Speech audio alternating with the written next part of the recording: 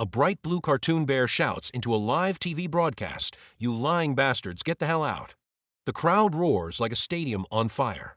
Cut to 10 years later. Under the city's neon-lit night sky, that same bear flashes across a massive LED screen. Now he's smirking. Freedom? You call this freedom? Final shot. Jamie, our protagonist, lies in the gutter, filthy, broken, and barely human. Reflected in his eyes is Waldo's digital face, beaming, lifeless, unstoppable. We thought we were watching a comedy sketch. Turns out it was 1984 with a laugh track. We thought it was a parody. We watched it become prophecy, as a cartoon bear turned into a global symbol of authoritarianism. The Waldo Moment is one of the most divisive episodes in Black Mirror history. Some dismiss it as flat, lacking tech, or too absurd. Others now see it as an eerie prediction. It foreshadowed Trump. It foreshadowed algorithmic politics. It foreshadowed the rise of AI as a political force. But what it may have truly predicted is us. A world that laughs its way into the abyss, thinking it's freedom. The story follows Jamie, a washed-up comedian who voices Waldo, a foul-mouthed blue cartoon bear designed to mock politicians and entertain the masses. But when Waldo enters a by-election as a joke candidate, things spiral. He becomes the voice of public rage and the system's sacrificial pawn. What started as satire ends in global tragedy. On the surface, it's a cheeky political cartoon. Underneath, it's a crushing question. When fiction becomes louder than fact, when emotion replaces logic, can democracy survive? Waldo isn't just a bear. He's the prototype of algorithmic populism, not standing for ideas, but for pure opposition, anger, and noise.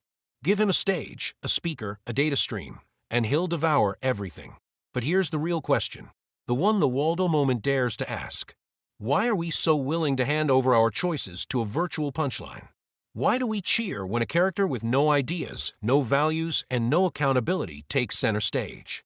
Did we create Waldo, or was he always lurking inside our culture waiting for us to let him out? To many fans, the Waldo Moment is the oddball of the Black Mirror universe. No futuristic tech, no sensory shock, and not even a clear dystopia. But it's exactly that sense of misfit that makes it a window into Charlie Brooker's darkest inner world. When politics stopped being rational and started chasing views.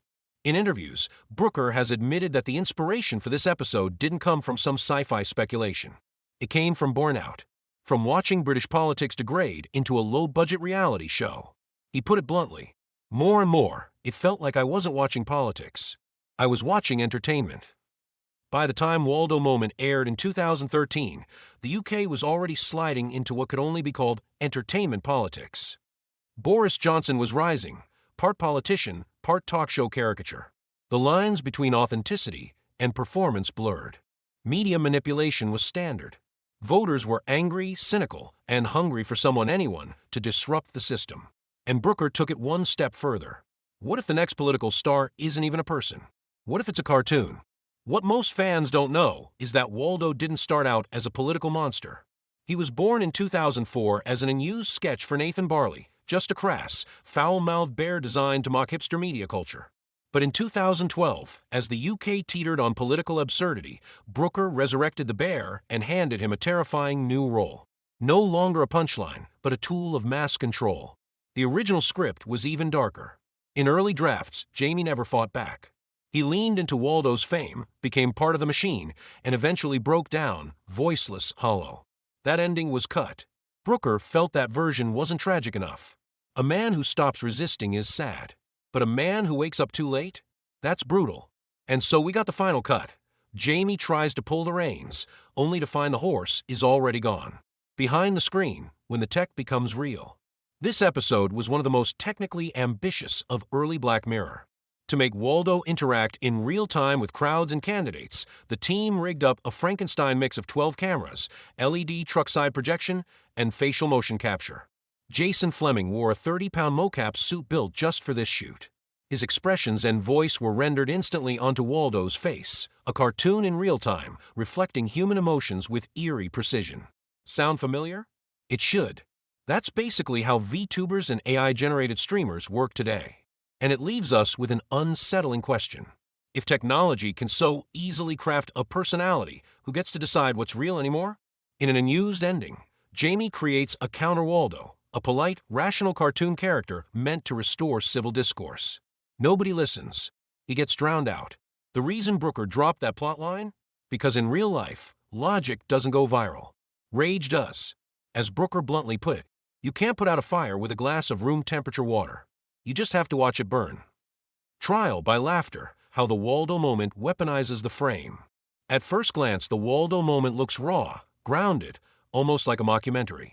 But behind the shaky cam and muted tones lies a careful visual language, one that paints a courtroom where the judge, jury, and executioner all wear a smiling blue face. Cold blue comedy becomes cold-blooded control. The show is steeped in cold blue grace, especially in scenes where Waldo takes center stage. The LED glow, once the color of logic and technology, now feels ghostly, inhuman. During Jamie's breakdown in the televised debate, he's lit in full blue floodlight, his face drained of warmth. The message is clear. He's being devoured by the monster he created. From first-person grip to God's eye view. Early on, the camera stays close to Jamie, handheld and intimate. We see what he sees. But after Waldo's political rise, the angles shift. High overhead shots, wide framing, zoomed-out perspectives. Jamie becomes a pawn on a giant chessboard. Waldo, meanwhile, is everywhere, omnipresent, unbound by flesh. It's not just a loss of power. It's the loss of authorship. The narrative doesn't belong to Jamie anymore. It belongs to the machine. We watch them watch him, watching Waldo. Director Bryn Higgins constantly frames characters looking at screens. The public watches Waldo on massive displays. Jamie watches Waldo's broadcast in silence. We watch them watch Waldo, and in doing so become part of the system that sustains him. It's a visual nesting doll of complicity. You think you're just an observer. You're not. You're a participant in the spectacle. Waldo is nothing. Jamie screams this in desperation during the debate. The camera cuts to the audience. They're smiling, cheering, not shocked, not moved, just entertained. It's a punch in the gut, a visual slap. You thought you were resisting. Turns out you were just consuming more efficiently. Characters as symbols, the mythology of the Waldo moment. Though Jamie is the protagonist, the characters in this episode function less as individuals and more as archetypes in a symbolic system. Jamie, the modern Prometheus. He starts as a failure, a washed-up comic with nothing to lose. Then Waldo gives him influence, then takes it all away. Like Prometheus stealing fire and getting bound to a rock, Jamie lights a spark in the public, only to become chained to a monster he can't control. His arc isn't from loser to leader. It's from man to shadow. Jack Napier, the avatar of media capitalism. Jack isn't just Jamie's producer. He's the embodiment of algorithmic media. He repeats the same gospel. Viewers want outrage. Waldo brings clicks. We can own the narrative. He doesn't care what Waldo says. He cares that people are watching. True power, Jack reminds us, doesn't perform on stage. It controls the lights. Gwendolyn Harris, the idealist's sacrifice. She's not on screen much, but she's vital. She tries to play clean in a dirty game and walks away when she realizes honesty can't compete with spectacle. Her silence isn't weakness. It's survival. She represents the death of political idealism. When facts meet rage, rage wins because rage sells. The bear is the Trojan horse. Why a bear? Why blue? Why animated? Because it's disarming. The bear is strong, but rendered harmless through cuteness. Blue suggests calm and trust. Cartoons feel safe, nostalgic. It's a brilliant media trick. Wrap extremist language in the softest possible skin, and no one questions what's inside. Waldo doesn't need policy. He has appeal. He's digestible populism, pure opposition with no platform, no responsibility, no face. A debate stage or a democracy simulator. The debate stage in the Waldo moment isn't a forum. It's a theme park ride. Candidates aren't judged on platforms. They're judged on performance, on meme potential, on viral punchlines. Waldo doesn't even exist physically. And still, he crushes the real humans around him. It's not just a satire. It's a warning. If democracy becomes a screen test, how long before we elect a TikTok filter as president? When the virtual colonizes the real. Jamie wears a motion capture suit throughout the episode. His facial tics, his breath, his rage, all captured, filtered, and broadcast through Waldo in real time. Waldo is him, but also not him. It's his face, without consent. His emotions, stripped of nuance. This is the darkest metaphor of digital identity. Technology can replicate you without your soul. And the copy gets more attention. In the Waldo Moment, we don't just watch a show. We watch ourselves. We're not seeing fiction. We're seeing fractured reality, filtered through a screen that smiles back. We're learning, perhaps too late, that visuals aren't neutral. Spectacle isn't harmless. And laughter, when weaponized, makes the most silent executioner of all. Controlled chaos, the Waldo Moment, and the collapse by design. When many viewers first watch the Waldo Moment, they're struck by how oddly paced it feels. The first half plays like the sad spiral of a failing comedian. Then, without warning, the episode flips, becoming a dystopian gut punch in its final act. That tonal whiplash feels disorienting. But make no mistake, that loss of control is entirely intentional. This is controlled chaos, a descent crafted to feel like it's slipping out of your hands just as the story hits its most disturbing note. Traditionally, a three-act structure moves from setup to conflict to resolution. But the Waldo Moment uses a different playbook, a delayed explosion structure. The first 15 minutes establish Jamie's burnout and Waldo's rise as a sarcastic cartoon side act. The next 20 minutes follow Waldo inching his way into real politics, gradually blurring satire and sincerity. And then, in just 6 minutes, we're thrown into a time jump, a surveillance state, a future where Waldo is no longer a joke, but a global force. It all happens in a blink. No warning. No transition. As director Bryn Higgins put it, we didn't want to show how it happened. We wanted you to feel how fast it happened. And that's how it happens in real life, isn't it? Systems don't collapse in slow motion. They snap in a moment you barely notice. Waldo goes from runner-up to regime mascot in a single edit. No speech, no resistance, no closure. When Jamie finally breaks down on live TV, some viewers expect a redemptive turn. Maybe he exposes the truth, maybe he escapes the machine. But Brooker refuses to play that game. There is no explanation, no epilogue, no comfort. Waldo is passed along to new handlers. Jamie is erased, and the world keeps turning. This denial of resolution is pure Black Mirror, but not the glossy kind. This is Brooker at his most brutal. In reality, you don't get closure. You don't get justice. You don't even get to finish your own story. This episode doesn't feel like traditional Black Mirror, and that's exactly the point. Most people associate the series with futuristic tech, AI clones, memory implants, social credit systems. But here, no gadgets, no high-concept sci-fi, not even a true innovation. And yet, this may be Brooker's most truthful episode. Because the Waldo Moment isn't about the future. It's about right now. Waldo's tools, motion capture, LED trucks, viral live streams, were already common by the early 2010s. There's nothing fictional about the tech here. There's no need to imagine tomorrow. Brooker is just handing us a mirror. As he said in an interview, "I'm not trying to invent the future. I'm trying to remind you, you're already living in Black Mirror." If the national anthem showed how power caves to public spectacle, the Waldo Moment shows how the public willingly replaces substance with spectacle. One is about the corruption of authority. The other is about the corruption of the crowd. Together, they form Black Mirror's political diptych, a top-down rot paired with a bottom-up collapse. When the episode first aired, it was dismissed by many. Too blunt, too flat, not enough tech. It sat near the bottom of Black Mirror's rankings for years. But after Trump's election in 2016, after Zelensky, a literal comedian, won Ukraine's presidency in 2019, after South Korea introduced AI candidates in 2024, viewers started to come back to this episode with a different eye.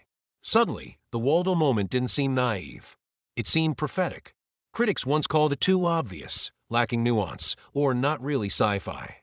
They said the story was shallow, the characters one-dimensional, that it lacked the cleverness or complexity of episodes like White Bear. But now those same traits read differently. The flatness. That's what spectacle looks like when it replaces politics. The simplicity. That's how easily democracy can be gutted. People also said Waldo wasn't scary, that he was too ridiculous, too cartoonish to be threatening. But that's the point. The horror is that we laugh while it takes over. In academic circles, this episode has only grown in relevance. Between 2023 and 2025, political media studies referencing the Waldo Moment spiked by over 70%. Scholars now see it as a warning shot about algorithmic elections, about emotional manipulation in place of policy, about the rise of engineered populism. One paper even called it the nightmare before Cambridge Analytica. What once looked like messy storytelling now reads as intentional design. What once felt off-brand for Black Mirror now feels like the most realistic thing Brooker ever wrote. The episode's been misunderstood because it isn't trying to scare you with fiction. It's trying to show you the truth. And that truth is hard to dramatize because we're already living in it. Democracy doesn't die with a bang. It dies with a click and a smile. Waldo didn't rise alone. He was bred by a broken system. Waldo's rise wasn't some outlier freak accident. It was born in the ruins of democracy, a product of systemic decay. The Waldo Moment takes place in a world where institutions have already failed. Politicians are hollow, their speeches predictable. Voters are disillusioned. Participation is a joke. It's a near-perfect reflection of early 21st century Western politics, not fictional, just fast-forwarded. And that's why Waldo wins. Not because he's smarter, but because, unlike the others, he doesn't feel like he's lying. In a world full of polished manipulators, even a vulgar cartoon bear feels refreshingly honest. The media, meanwhile, isn't observing, it's orchestrating. Waldo's team doesn't care about policy. They care about clicks, controversy, and staying viral. They don't report reality, they manufacture it. As Jack, the show's producer, puts it bluntly, people don't want policy. They want Waldo to say, "Fuck off." That single line pierces through the last ethical fibers of journalism and laughs while doing it. Then comes Jeff Carter, a mysterious American operative who steps in halfway through the episode. He's not there for the message. He's not there for the people. He's there to ask one thing. Can we use this cartoon to influence an entire nation? Carter isn't a character. He's a symbol. He represents global capital, post-Cold War media imperialism, a power structure that has no face, no borders, no loyalty. Just leverage. Pushpin Waldo isn't a clown. He's a vacuum, a hollow symbol filled with whatever power needs to control you next. How free will dies, algorithm versus emotion. Jamie is the maker who lost control. He created Waldo to mock politics, but never thought he'd have to actually engage with politics. He didn't want to influence voters. He wanted to hide from failure, responsibility, and reality. But once Waldo became a political weapon, Jamie tried to slam the brakes, only to realize he no longer had a steering wheel. This is the Frankenstein paradox in its modern form. The creator becomes the creation's prisoner, and it mirrors real life. Elon Musk once said he can no longer control X, formerly Twitter. But the question is, can't he? Or just won't he? Gwendolyn, meanwhile, is the idealist who got swallowed. She believes in reason, in dialogue, in civility. She tries to play fair. But she learns the hard way that in the age of viral outrage, reason is the first thing to get cut in the edit. She represents the old-school Enlightenment view. If you make a rational case, the public will eventually listen. But reality taught her otherwise. We've seen this before. During Hong Kong's 2019 protests, moderate politicians were smeared online as weak. The public craved rage, not nuance. Emotion outpaced strategy. The crowd isn't innocent, it's eager. The audience in the Waldo Moment isn't brainwashed. They're not victims. They choose to watch the streams. They choose to amplify the chaos. They cheer when Waldo swears, not because they believe him, but because it's entertaining. As philosopher Slavoj Zizek once said, modern cynicism isn't about being fooled.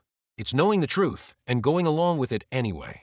Everyone knows Waldo is a joke, but people prefer the joke to the reality. It's not stupidity.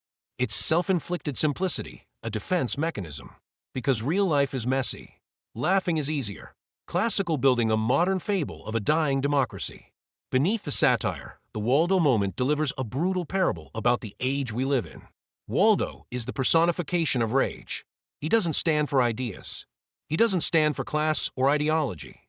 He stands for one thing: your anger. That's what populism often boils down to, symbols that provoke collective outrage without offering any real solutions. Eventually, that rage has nowhere to go. It consumes everything, including itself.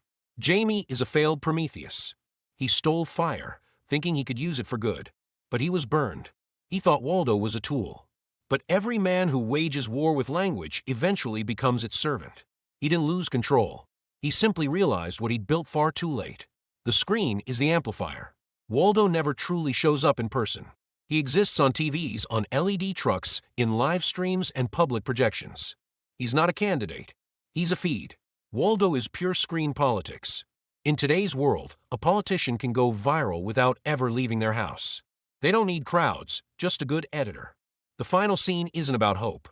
It's about cost.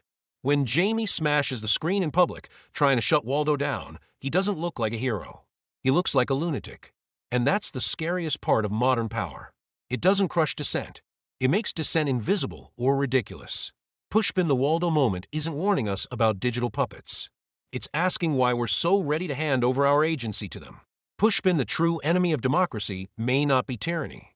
It might just be entertainment. Who suffers most? The silent majority. The rise of Waldo is framed as a public carnival, a celebration of breaking the rules, of mocking the establishment. But like all carnivals, someone always pays for the party. And more often than not, it's the ones who say nothing. The people who get drowned out in the Waldo Moment aren't the elites. They're the middle, the rational, reasonable, measured voices that quietly disappear. Most of Waldo's supporters are young, frustrated, and on the margins. They don't trust politicians. They don't read manifestos. They just know that Waldo curses, screams, and says what everyone's thinking. And can you blame them? They've been ignored for so long, they've stopped talking altogether and started screaming instead. This isn't stupidity. It's betrayal. It's what happens when a society's smartest voices leave millions behind. Look at Brexit. Look at Trump. Look at the rise of influencer politicians in the Philippines. These movements weren't anti-intellectual by nature, they were anti-betrayal. And once trust breaks, logic dies with it. Then there are the digitally disenfranchised, the elderly rural voters, offline communities. They don't have the tools to verify live streams or decode political memes. They just see and vote. And in that asymmetry lies the real violence of the information age. You think you're expressing yourself, but you're really just being led. Pushpin, in other words, Waldo is algorithmic outrage packaged for mass consumption. And the audience? Willing users who clicked, "I agree," without reading the terms. Who's really to blame? Waldo looks like chaos. He sounds like grassroots rebellion. But beneath that mess is a meticulously crafted system of power, one that never shows its face. There's Jeff Carter at the top, the quiet American, the investor, the strategist. He only appears twice in the entire episode, but he defines its entire trajectory. He doesn't care what Waldo says, only whether it can shift a nation. He's the ghost in the machine, the true architect of electoral influence. Then there's Jack Napier, the media middleman, the producer, the man who feeds the beast. He's not overtly evil, and that's exactly what makes him dangerous. He's not twisting his mustache. He's running numbers. After Waldo wins, Jack shrugs and says, "The audience was happy. That's what matters." He doesn't believe in what he's doing. He believes in profit. And what about the crowd? Why don't they resist? Because they can't name the enemy. There's no tyrant. Just a blue cartoon bear who makes them laugh. They don't realize they're not victims, they're amplifiers. As one critic put it, Waldo isn't enforced authoritarianism, he's requested authoritarianism. People didn't fear him. They liked him. When did truth stop being enough? Here's the most chilling thing. No one dies in the Waldo Moment. There's no war, no bloodshed. And yet it's one of the coldest episodes in Black Mirror history because it shows what moral collapse looks like with a smile on its face. Audiences defend Waldo by saying, "At least he tells the truth."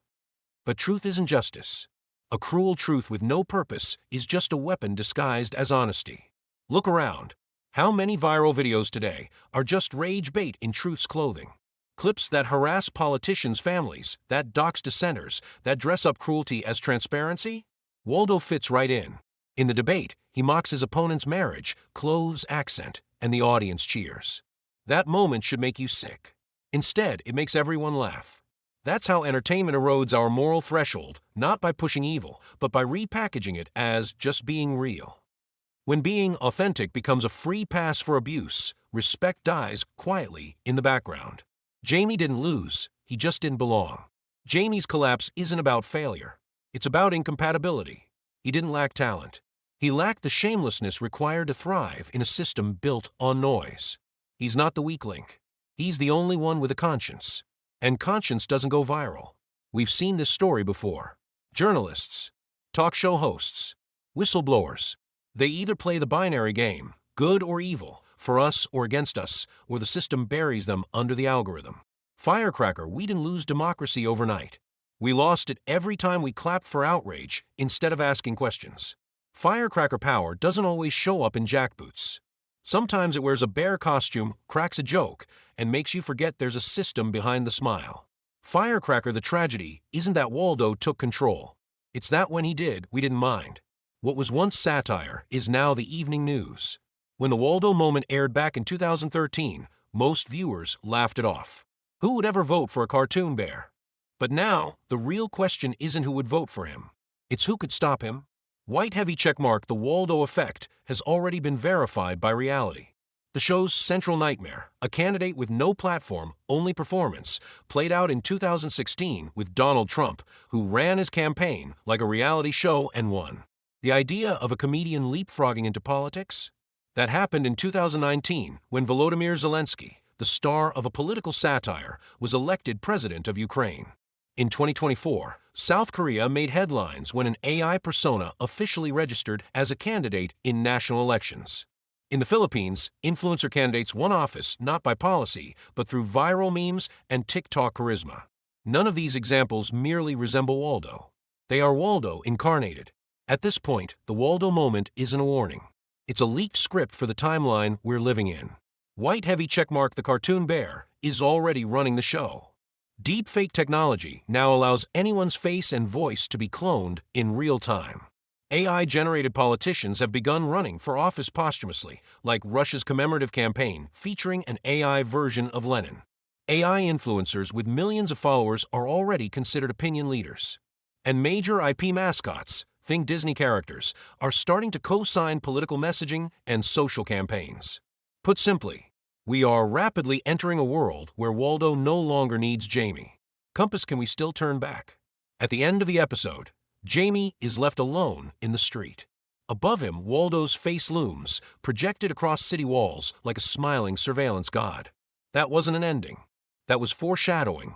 The question isn't what if this happens. It's how far along are we already? Flashlight warning number 1. Emotional politics will devour rational systems. Waldo doesn't win because he's right. He wins because he feels good to watch. That's the core feature of modern political media. It runs on rage, not reason. Anger spreads. Solutions don't. Before the 2020 U.S. election, analysis found that 76% of Trump's campaign videos were emotionally charged: fear, outrage, blame. Policy specifics made up less than a quarter. In France's 2022 election, far-right candidate Marine Le Pen went viral on TikTok with young voters using the slogan, "Why not just vote for the crazy one?" The solution? We need to rebuild spaces for calm, in education, in journalism, in recommendation algorithms. This isn't just a political crisis. It's a psychological one. Flashlight warning number 2. Technology will be weaponized. Waldo was powered by motion capture, projection, and synthesized speech. Today, we have tools far beyond that. ChatGPT, Sora, Volley, able to generate persuasive content at scale, instantly. In the lead-up to the 2024 U.S. election, AI robocalls impersonated candidates to spread disinformation. Governments are scrambling to regulate AI-driven campaign ads, but legislation always lags behind the tech. There are now AI political speechwriters that outperform humans in engagement metrics. Firecracker, it won't be long before we no longer need an actor in a mocap suit. An entirely synthetic candidate could sway millions. One possible defense? Transparency mandates. Forced disclosure of AI-generated content. Certify human candidates. Raised fist what's left to defend. Jamie's tragedy wasn't that he lost. It's that when he tried to save the audience's conscience, they didn't want it anymore. That's the most haunting idea in the Waldo Moment. You weren't forced to submit. You chose to. And yet, the show leaves us with a glimmer of resistance. When Jamie smashes the screen, it's not a victory, but it's a refusal. Seedling speaking up isn't weakness, it's rare courage. Not everyone can be Jamie, but as long as someone is still willing to say, "This isn't funny anymore," the machine can never fully win. There are still journalists, teachers, filmmakers, and activists fighting to keep humanity in the loop. They are the real-world Jamies, standing their ground between the algorithm and the audience. Seedling real resilience isn't silence, it's disobedience. The episode never shows you how to win. It doesn't offer blueprints, but it offers a starting point. Refuse, even if it's just smashing one screen, even if it makes you look ridiculous. That is resistance. White heavy checkmark, so what can we do? Push back when someone says, it's just entertainment. Don't share unverified rage bait content, even if it's funny. When you vote, don't reward spectacle over substance. None of these things are flashy. They won't go viral. But they're the quiet, daily disobediences that form the only path out of Waldo's world. From joke bear to political meme godfather, the viral power we all underestimated. The Waldo Moment may have pulled modest ratings and mediocre reviews on IMDb and Dubon, but its cultural impact has quietly outpaced many of Black Mirror's more high-tech episodes, especially online and in academia. Waterwave, the memeification of Waldo. The bear won't die. He just keeps getting reposted. Waldo's ghost is all over the internet now. His infamous "Am I bothered?" face has become a go-to reaction image on TikTok, Reddit, and Twitter threads whenever political clowns dominate the discourse. Political videos on TikTok and Douyin now regularly replace real-world politicians with animated avatars, overdubbed with Waldo-style rants. It's satire as format, fast, funny, furious, built to go viral in under 30 seconds. Scholars have even coined the term Waldoism to describe this media logic. High emotion, low substance, maximum shareability. It bypasses complexity and wins where facts often fail. White heavy checkmark Waldo has become the cultural avatar of performative politics. Even without running, he's the lens we use to understand the mess we're already in. Books academia took notice, then took it seriously. At places like Cambridge and UCLA, the Waldo Moment is now required viewing in media studies courses on populism, propaganda, and algorithmic influence. Between 2023 and 2025, it was cited more often in academic papers than even San Junipero. Many researchers now consider it a definitive case study in personality-driven infotainment politics, where character eclipses content and attention becomes currency. Television want to understand the world Waldo built? Start with these 4 films. Clapperboard Network, 1976, a furious, prophetic takedown of TV media featuring a news anchor's mental breakdown turned into a ratings stunt. One of Waldo's spiritual ancestors. The Congress, 2013, a hybrid animated fantasy where an actress signs her identity over to a studio who uses AI to deep fake her into eternity. Echoes of Waldo's synthetic persona. Clapperboard Idiocracy, 2006, a dystopian comedy where everyone is dumb, slogans win elections, and critical thought has vanished. Call it Waldo on steroids. Clapperboard The Great Hack, 2019, a chilling documentary on how Cambridge Analytica used personal data to weaponize elections. The real-world infrastructure behind Waldo's fictional rise. These films differ wildly in style, but they ask the same core question. When audiences become consumers, what's left of democracy? Open Book want to fight back. Read these before you log back on. These 3 books may not be bestsellers, but they're mind-sharpening ammo for anyone trying to stay awake in the age of algorithmic politics. Blue Book Amusing Ourselves to Death by Neil Postman, a timeless critique of how TV and image culture flatten public discourse. Waldo is the child of this logic, visuals over language, punchlines over policy.